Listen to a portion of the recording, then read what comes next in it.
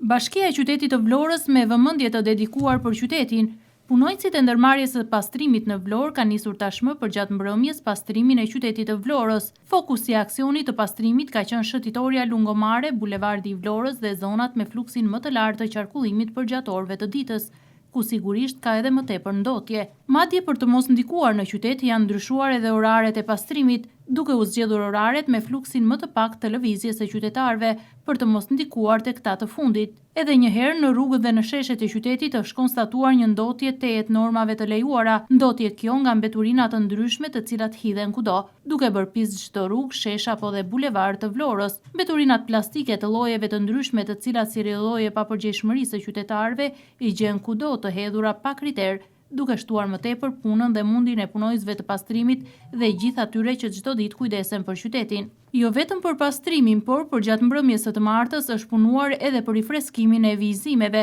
Punojës të Bashkisë së Vlorës përgjatë mbrëmjes kanë punuar me orë të tëra në përmirësimin e sinjalistikës horizontale të rrugëve të qytetit. Është punuar në rifreskimin e vijave të bardha në qytet, por edhe të atyre anësore, për të sjellë përmirësim të sinjalistikës dhe për më tepër më shumë siguri rrugore në rrugët e qytetit. Për mos të ndikuar në trafikun rrugor, është zgjedhur që të punohet përgjatë orëve të mbrëmjes, ku fluksi i automjeteve në qarkullim ka qenë edhe më i ulët.